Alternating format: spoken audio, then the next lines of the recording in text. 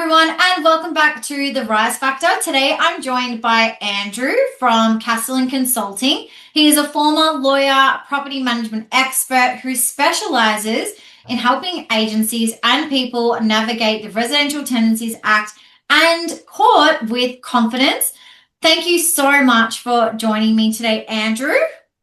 Pleasure to be here, Sarah. We had you on our podcast, I think 12 months ago. Now it's our turn. So, oh my God. I can't believe it's been 12 months. That's crazy. Time definitely flies. Andrew, I want to start here. So let's start here, right? Why should a business development manager care about legislation when they're not actually managing the properties? Now, that's a really great question, Sarah.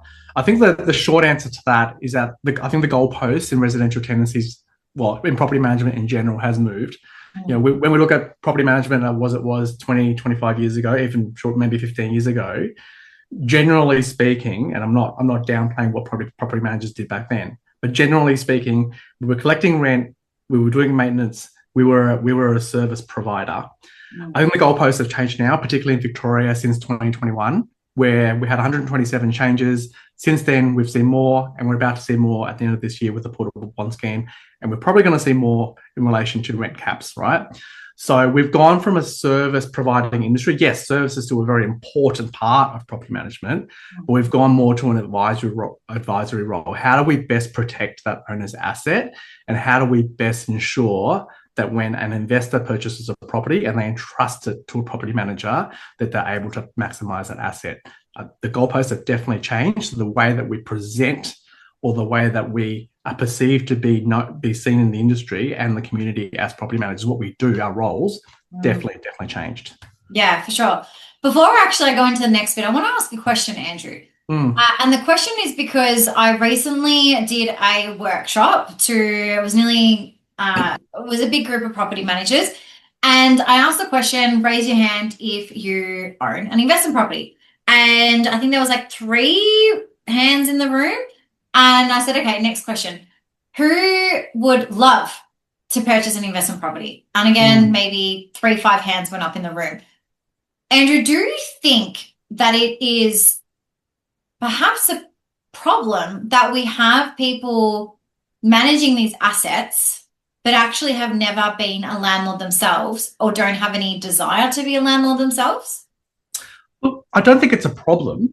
I think that if you haven't owned an investment property, you might not have experienced the same challenges as an owner has.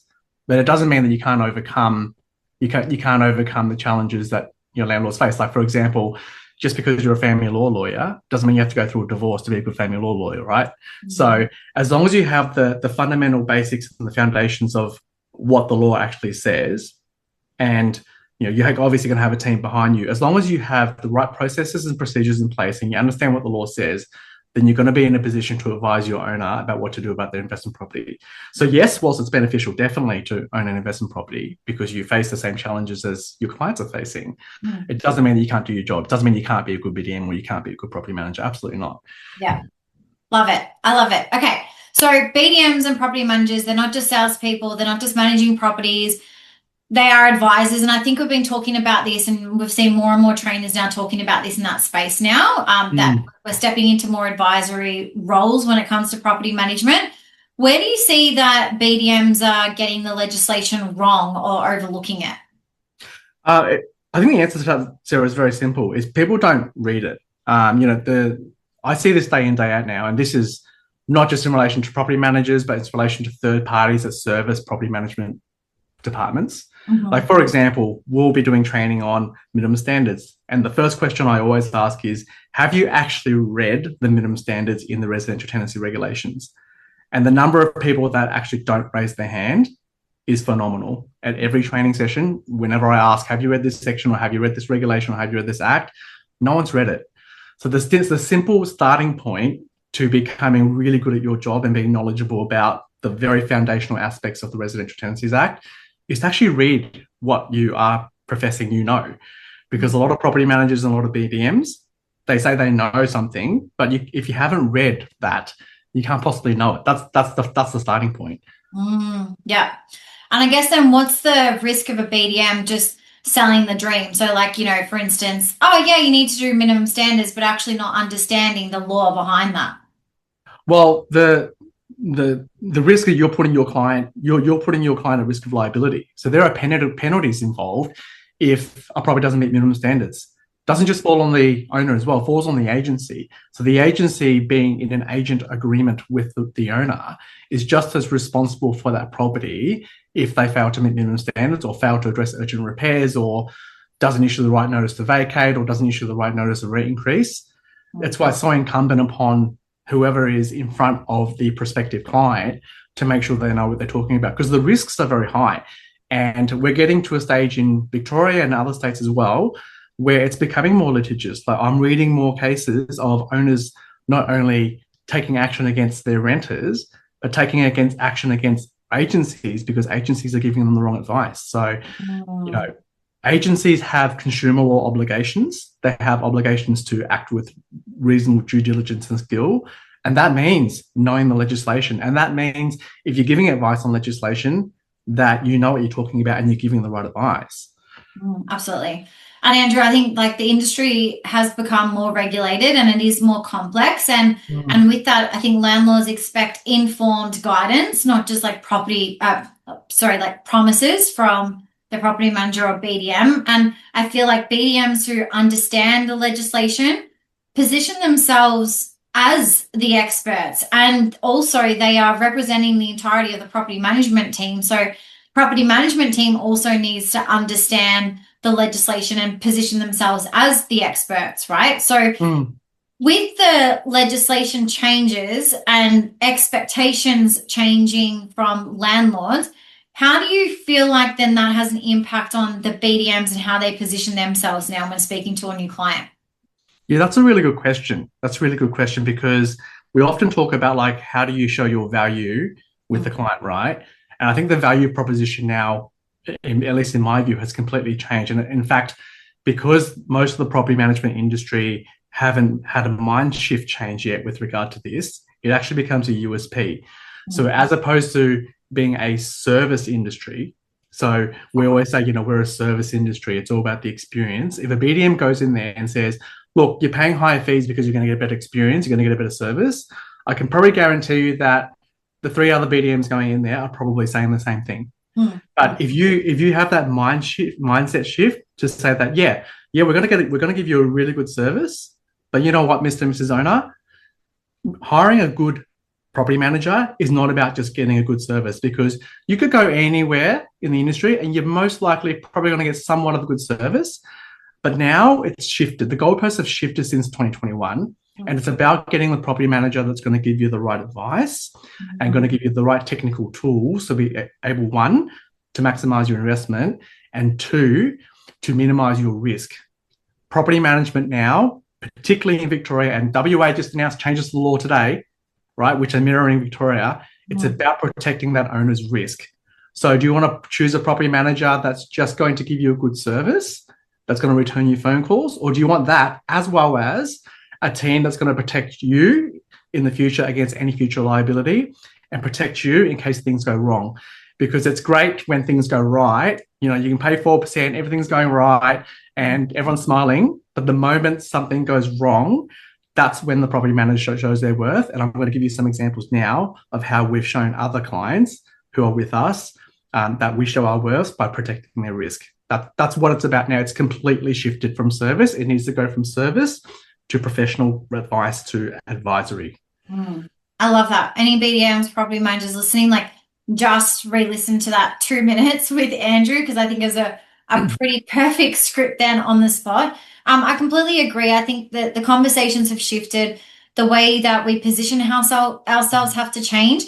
And I think what I have noticed is we have some trainers going viral on TikTok and Instagram because we are actually sharing advice on legislation, when really the BDM or the property managers should be sharing the same information for their clients, because that's the stuff that they actually give a shit about.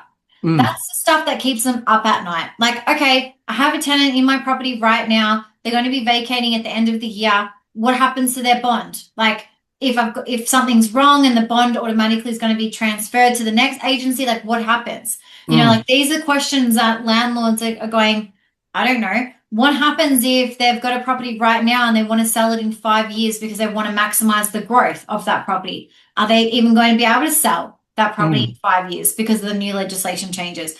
This is the stuff that we need to start talking about and actually showcasing what it is that they're actually paying us for. Because like you said, Andrew, 21 years ago, or even, 16 years ago for me, it was very task-based, right? Yeah. People just wanted, okay, someone that would collect the rent for them, do the regular inspections.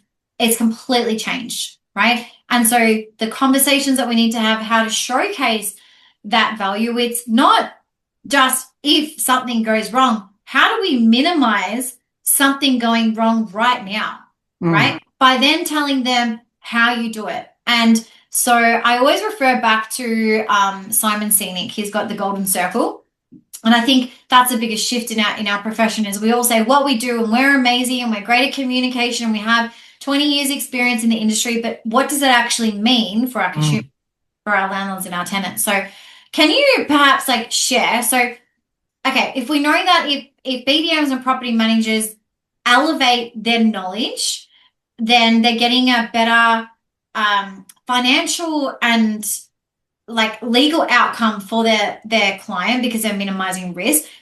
And you mentioned before, Andrew, that like some people now who are going up against the agents, not just the renters. Is there any example, like without naming anyone, of where poor legislative knowledge or advice has cost agencies money? 100%.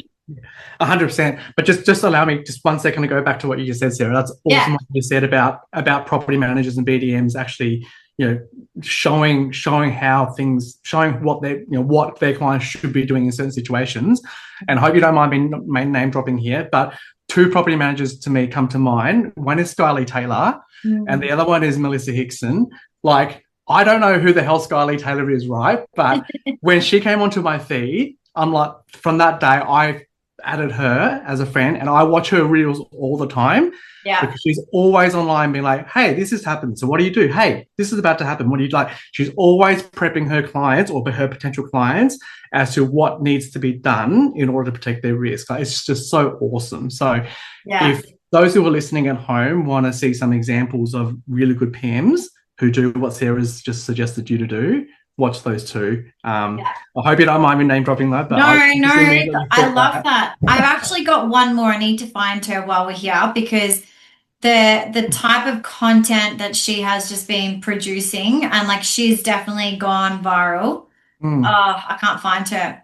She's in New Zealand anyway, but she is talking about all of the things that are getting interest and showcasing to landlords. And hey, she gets a lot of hate from renters, like a lot of hate, because she's telling it how it is. Like, this is the legislation. We ask for the landlords. You got to do the right thing. I can't find her, but I'll pop it in the link as well with the other 2 names that you mentioned, Andrew, for people to go have a follow, because that's the stuff we're talking about. Of course. Yeah. But in relation to the question you're asking, one of my favorite cases is actually happened to a rural property whereby we had this guy named Russell, and he had been in that property for about 13 years, and he lived with his daughter named Kay. She turned 18. She moved out. Unfortunately, Kay came into drugs and met a lot of unsavory people. Russell became very, very ill, and Kay went back to care for him. Unfortunately, as soon as Kay returned, not long after that, Russell passed away. And the owner instructed the property manager, said, look, I don't like Kay, and she's not on lease, get out of the property. The property manager did all sorts of things in the wrong way and couldn't get Kay out. By the time Kay had left on her own volition, and when the property manager went back to do the exit inspection, the property was completely trashed. So we're talking holes in the wall, rubbish, feces, everything, right? The owner then took action against the real estate agency, and it went to VCAT under civil claims. And basically the member said that due to the property manager's inexperience and lack of knowledge of the legislation, she failed to give the right advice to the owner. Had she given the right advice, which was, in short, to take possession of the property under Section 344, that would have been a quicker way to get her out. Because of that, the owners incurred $10,000 worth of loss. Wow. And as a result, awarded $10,000 to the owner that the agency had to pay. So Section 344 is actually a very obscure part of the legislation that not many property managers know. It's a question that's in one of our hypotheticals that Rob and I do for one of our courses. And in fact, 93% of property managers would have been in the same position as Kay. So as a property manager. So that says to me that as an industry, I think there's a lot of scope for us to actually improve when it comes to legislation. Because if we are giving the wrong advice and we're not advising our owners to do the right thing in relation to protecting their properties, it can come back to bite us. And that's just one example and a small example. 10,000, that's not a lot of money, but compared to some other cases I could talk about where it's been $200,000, $300,000 in compensation, I don't have $300,000. If someone sued our agency for $300,000, and guarantee you'll be shutting down. So it's a very serious space at the moment, and it's happening more and more. Yeah. So like perfect case study, right? And so would you suggest that BDMs have as part of their toolkit case studies of, like, for an example, something that you've just shared and been like, if your property manager, your agency that you were selecting cannot articulate to you how they minimize your risk, how they protect your asset, what they do to keep up with legislative changes, then you might end up in the same situation as this person. Like, do you think that's things that they should be having in their toolkit? 100%. I mean, obviously that case, Sarah, was about an owner suing an agency. Yeah, not that case. But we should definitely have cases. Or BDM should definitely have cases where owners have incurred a lot of expense and been adjudicated to be liable for loss against a renter. There are hundreds of cases that we could show that highlight that, right? Where it comes to not doing your repairs, not meeting minimum standards, not issuing the right notice to vacate. Like, notice to vacates is a big one. Like, it's something that property managers do on a daily basis. Yet, from the VCAT cases that I've read, about 150 of them, 50% of them, so we're talking 75 cases out of the 150, those notices to vacates get struck out because they were drafted incorrectly. Right? Something so simple as drafting a notice to vacate, 50% that go to VCAT get struck out. Imagine if an accountant got 50% of their tax returns incorrect. Wow. It's the same analogy. So as an industry, we still have a lot of space to move and grow when it comes to legislation. I think there's been a big perception that we do know what we're talking about, but when we break it down and we go to specifics, we don't. And I know it's hard to hear, but this is what I'm seeing day in, day out. I was at an agency last week where by the end of the session, they were like, oh my God, I didn't know any of this. And we were dealing about notice to vacates. And it's like, it's part and parcel of your job. We're not talking about Section 344 here, which is the case I just told you about before, where it's obscure. Yeah. This is notice to vacates. So there's a lot of room left for improvement and growth, Sarah, that's for sure. Yeah. And I believe strongly the reason why I succeeded as a BDM so quickly was because I came from a property management background before I was a BDM, and I was so experienced. And thanks to my leader, Sarah Press, if you ever listen to this, we did training every single week, Andrew, as property managers. We did scenarios. She held our hand. I won some massive VCAT hearings when I was a property manager. I remember being shit scared at the time when I had to, I had a nearly $10,000 claim. And I remember being so scared and all the preparation that goes into it. But then when I went into the BDM role, I already had all of that evidence and back up, like, if something goes wrong, this is what can happen. But this is how we help you either minimize that, or if something bad was to happen, guide you through the process and make sure we get the best possible outcome for you. And so something that I guess really we can't quantify, right? And when it comes to then like fee discussions is, okay, we can't necessarily show someone the experience that they're going to have because they haven't experienced something bad yet. That's right. Or they might never experience something bad yet. But what it is building these profiles to actually showcase to them, hey, this is what we do to stay updated in legislation that essentially helps us protect your asset. And putting a dollar amount to that. And so that the landlord can see, okay, well, if they're investing in doing this development and they've got this particular training that they're doing and they haven't had any VCAT hearings over the last 12 months, well, surely they must be doing something right. But then again, with what you were saying though, I think, and you shared a post, I think it was a few weeks ago now, and we're having about a fee discussion, and we had heaps of people jump on that post, right, that you did. And I don't even think it's just about the management fee anymore. It's like, I'm probably going to swear, I'm not going to lie, but property managers are worth fucking more than they're getting paid. Yeah, some people are like, oh, but they're getting 100K plus. Okay, think about it though. If they're dealing with someone's $2 million asset, right, and they can protect your agency from going to VCAT or spending that time going to VCAT and actually bringing on quality landlords and quality renters, then that investment is well worth it. And then when we spoke earlier, Andrew, about that advisory role, well, back maybe 12 years ago, yeah, maybe we were worth what we were getting paid. But now the goalpost has shifted, right? It's not just about doing those tasks. We're speaking like an investor zone, I call it now. We've got to be more educated. We need to know more.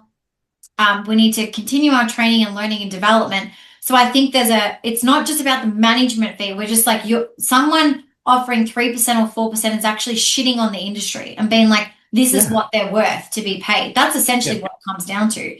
Aside from the profitability for a business, whatever, maybe they can afford it. It's not, for me, it's not about that. It's like, you're literally shitting on our profession by saying that that's all we're worth. Yeah. Because we are worth so much more than that. So I'd love to know your thoughts on that while we're live, because the BDMs have to pitch this to a client, like that they are worth that higher fee.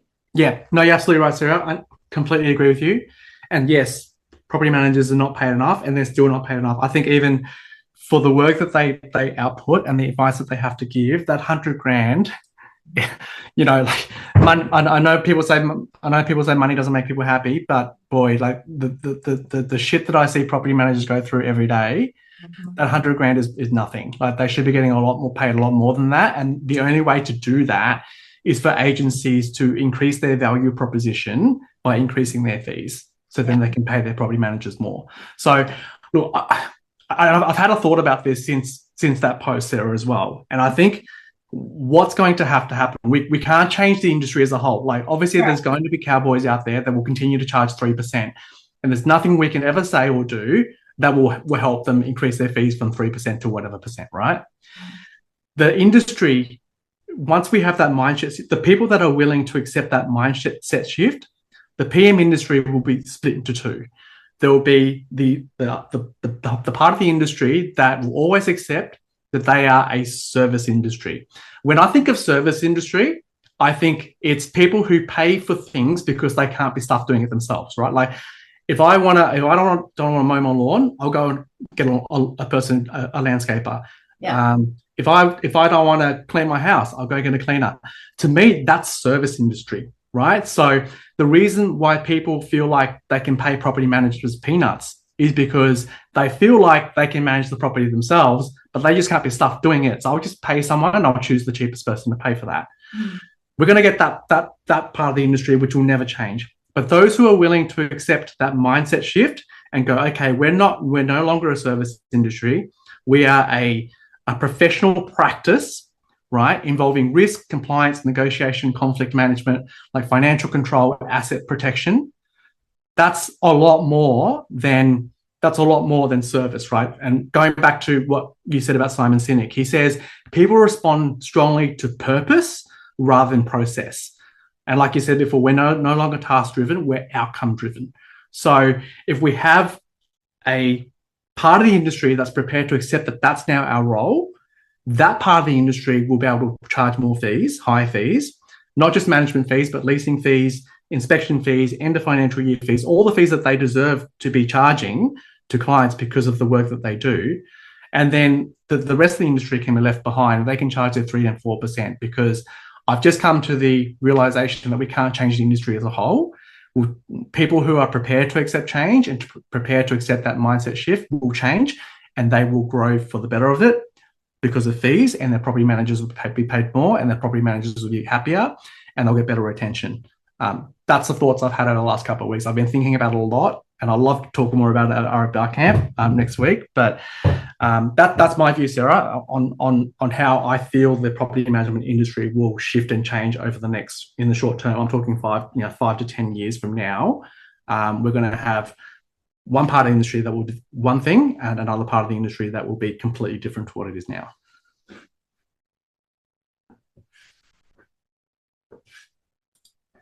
Whoops. Here's the thing, right? With property management, we actually don't have a choice, though, Andrew, to evolve. We don't have a choice. We have governing bodies, a legislation requiring us to evolve and elevate. That's my thought process on one part. Second part of that is, if you don't evolve, if you do not do those things, well, doing those things and putting those protection things in place costs you more money anyway, right? Yeah. And if you do not do those things, then you will, I guess I feel people will miss out. I don't think those service-based businesses will be around for much longer, because then what's to stop AI essentially doing those more task-based, right? But when we step into more the people management, the advisory role, AI can't support that. And so I'm going to share something yesterday, which is quite funny. It's not property management, but it was actually sales. We wanted our investment property to be evaluated, because we just want to go, okay, is it performing? Should we hold it?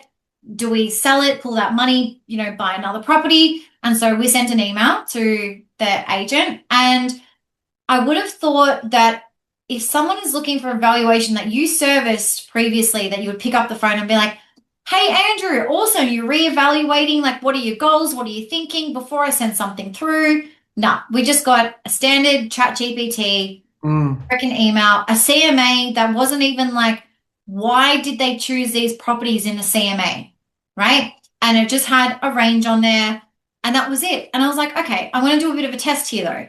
So we went on to ChatGPT, and we're like, based on this property that we have, can you do a and ChatGPT got it completely wrong, right? Yeah. Completely wrong. The point here is, though, we still need that agent, even though he sent a pretty shit substandard email, didn't care about picking up the phone and actually delivering that service. So going back to our point and what we're discussing is, I feel like those that are leaning into more of that advisory role, pick up the phone, have a chat, show that care, that empathy, like, hey, you're reevaluating the situation, is everything okay? Like, we want to support you, blah, blah, blah. That's going to be the standout. And the ones that aren't doing that, I feel like they're not going to last. That's just my thing on it. But so we've touched on a few things here, Andrew. So how can BDMs use the legislation then to strengthen the conversations that they are having with a potential client, no matter what state that they are in? Yeah. I think, as you mentioned before, Sarah, case studies are very, very important. But I would also reframe. I'd also be in the appointment and reframing what the owner is actually looking for. Like saying, have you thought about what would happen if your property's in arrears? What would happen if you need to do certain repairs? And I would ask the owner and say, have you actually asked these questions of the other people that you're seeking to interview? And what is their answer? Because I'm going to give you the answer now, which is based on a legislative framework. And if the property manager that you're interviewing, the other BDMs you're interviewing, don't give you roughly the same answer, then they've got it wrong. They're just second guessing. They're just speculating. And I see this all the time in the industry, right? Is people, because we've learned to become property managers because of a recruitment problem, which we're not talking about today. But property managers generally learn of a couple of ways. One is Chinese whispers. So they get given a portfolio and they just learn from other property managers, right? Or through trial and error, is they get given a portfolio and they just learn through their mistakes and through their experience. So there's not this third tier, which is like, are you actually learning through the legislative process? So we end up guessing a lot of things along the way. So when property managers are given a hypothetical situation, often the answer is based on, one, their experience, which could be right or could be wrong, and two, not based off the legislative framework. So if you as a BDM are going to an appointment, giving your owner case studies and then giving your owner hypotheticals and answering those hypotheticals based on your knowledge of the legislative framework. And what I mean by that is actually quoting the legislation, quoting section number, chapter and verse, and then quoting VCAT cases. So giving owners examples of VCAT cases that have occurred, for example, with regard to arrears. Like, oh, there's this really interesting VCAT case about a father and daughter who rented a house. A father rented a house to her, and she went into arrears. And this is what he did, and this is where he went wrong. This is how we can avoid you being in that problem. You know, that you're reframing the experience that the prospective client is going to have to, okay, I'm going with this person because they know what's going to happen or what the solution will be when things go wrong, as opposed to just going with another property manager and hoping things just go right. And then when things go wrong, well, maybe they might have the answer. Because by the time things go wrong, Sarah, it's generally all over. So your property manager is your insurance policy. Is that when things go wrong, they know exactly what to do. You can pick up the phone and they have the answer for you. So when things go wrong and you don't have that person, it's all often too late. And by the time you've changed property managers, it's still too late. So you need to get the process right from the start. And that needs to be impressed upon by the prospective client. Yeah. So I think like knowledge will allow the BDM to be more confident, which then allows the competency part. And when a BDM understands, like, let's just say the rules, they can lead a conversation, which is so important to lead and guide an investor. And then I think investors feel safer actually choosing you, which is perfect, because the episode before our episode today, Andrew, I had Christy Roberts on, and she is a trainer and a coach, and not in the real estate industry specific, but we're talking about human behaviors of just people in general, and talking about the conversation. You know when someone is like freezing up or gets a bit tense, like you can see their body language. And so if you are confident, if you are knowledgeable, if you're competent, you understand the legislation, you're quoting the legislation, of course investors are going to feel safe. Yeah. Right? And I think the biggest word that comes to mind when it comes to this is, like, as a landlord, it's peace of mind. Yeah. Like, they feel safe because they have peace of mind that their security, their largest asset, is actually going to be okay. Even if something goes wrong, they're going to be able to handle it. Yeah, right? That's precisely it. So what do you think are the biggest three areas when we look at legislation that BDM should know right now? So areas in terms of specific topics, or just like, so if a BDM, like, let's a scenario, a BDM's meeting a new client, we know, you know, so many things have changed. Maybe they've got some, actually, let's use a hypothetical before Andrew off air we're talking about.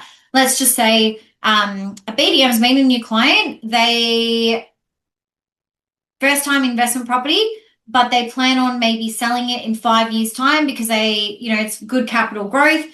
They want to get the most out of that capital growth in that 5-year period, sell it, get that the profit from that, you know, buy another house. So in that scenario, what would be something legislative that the BDM would need to know, knowing that the goal of that client is to sell in 5 years' time, but they're going to be having it as an investment property? So probably two things, Sarah, as opposed to in that particular scenario, probably two things.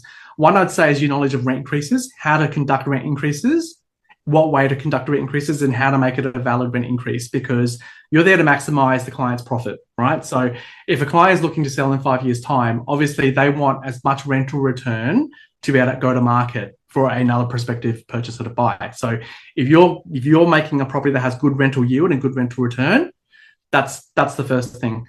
The second thing is preempting with the client what they want to do when they do sell, whether they want to sell with the renter in the property or if they want the renter to vacate the property.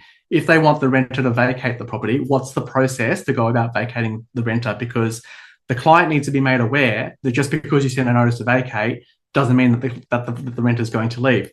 So if the renter doesn't leave, what's the process to get the renter out at that point? And the BDM or the property manager needs to know the process to undertake to get that renter out. So it's not about, it's about the now, which is your rent increases, but it's also about the future.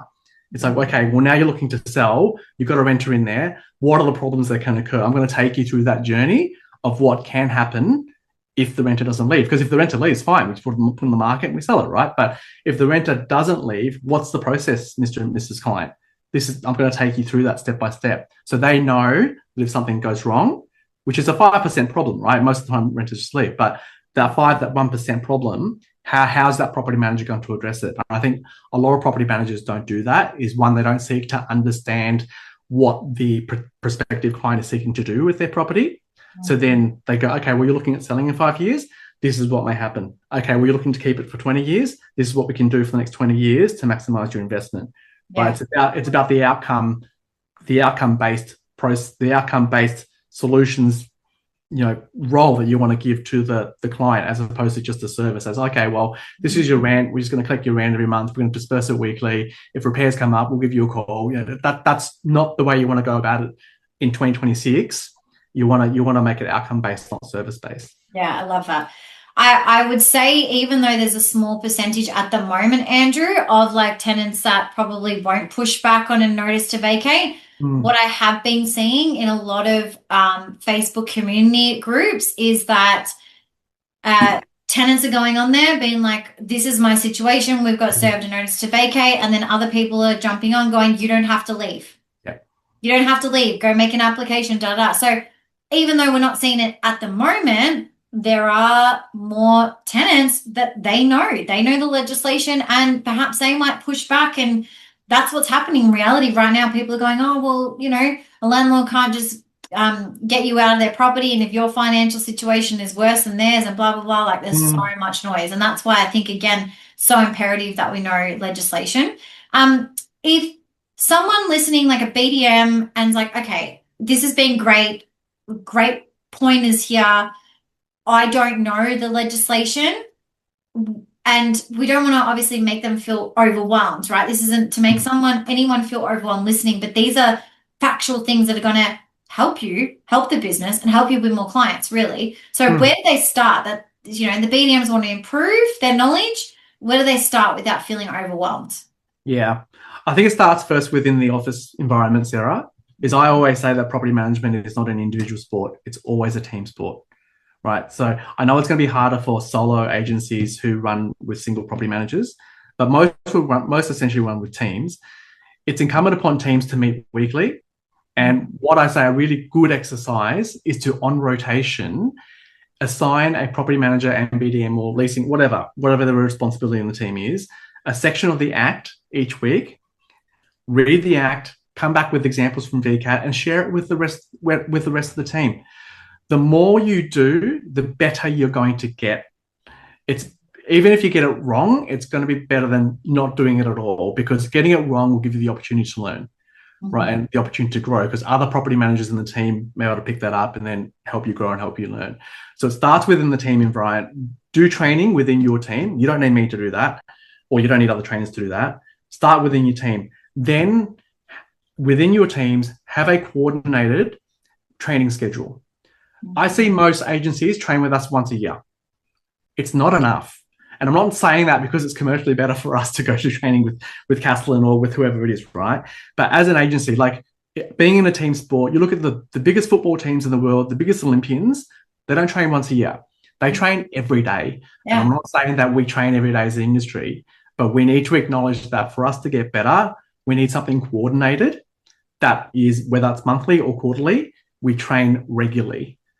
And that's the only way we're going to get better, because, just like me, when I went to law school, I went to law school for 6 years, and I still don't know everything about the law, right? But if you train once a year, you're never going to know anything about the law. For sure. So it's about forming a really strong, what we call foundational knowledge. So that's the RTA, the Residential Tenancies Act, the Residential Tenancies Regulations, VCAT Act, VCAT practice. Like, there's a whole bunch of things. It's not just the RTA. So get down to that first, and then you can focus on the more complex things, like, in short form, practicing VCAT hearings in front of your teammates. Like, we don't do that enough. At law school, we do it hundreds of times before we even get into practice, right? But imagine teams before going into VCAT. actually having a pretend renter and a pretend member in front of them, and just play out the hearing. What's going to happen? What questions you're going to get asked, because it's going to help you prepare. Yeah. And it's going to help you go into VCAT with more confidence. Yeah. So I know I'm straying away from the BDM side of things, Sarah, but this is what we need to do as an industry. We need to acknowledge that we need to train more and more within our teams and externally as well. Yeah, I agree. And I think, going like tying back into the BDMs, if you're seeing your property managers undergoing this training and the role playing, you will have so much more respect for what they do and how they deal with things every single day. And it elevates your performance, because I think from my perspective, Andrew, the BDMs that I see winning right now, they are the ones who commit and combine the connection, the confidence, and the knowledge together, right? They're the ones who are winning right now. And I think same goes with property managers. The ones who are also love their roles and their careers are focusing on their connections, focusing on elevating their confidence, and increasing their knowledge bank. All right, so to close it up, Andrew, if a BDM is listening right now and thinking, oh, I'll just leave all the legislation to the PMs, what would you say to them? I'd say it's too late. You need to be able to convince your owner that you're the right fit for the job, in terms of from the A to Z of property management, from leasing to actually managing the property to the exit strategy. You need to convince the owner that you are different from the rest of the pack, and the only way you're going to be able to impress that upon them is at that listing presentation. Obviously, you're going to be building the relationship well before that, but it's at that crucial point of the listing presentation where the owner's going to make the decision. If they've decided not to go with you and to go with someone else, like I said before, it's too late. Yeah, for sure. Hey, Andrew, I just wanted to thank you for coming on. I think the conversation today really highlights that, the legislation isn't just a requirement. It is actually a growth tool. And I think when we have more people understanding it, we can communicate it more effectively and efficiently and differently. And you position yourself ultimately as the one who is at that higher level performing, and more people are attracted to people who perform at that level. So I appreciate your time. So many takeaways. For those that are interested in learning more about Andrew and the services that they do, I have put their links below. So please make sure you connect with Andrew. He's always doing some great things, and happy for a chat and a big contribution to our industry. So thank you so much, Andrew. Absolute pleasure, Sarah. I look forward to be back. Yes, maybe another year. Absolutely. And as always, everyone listening, keep rising.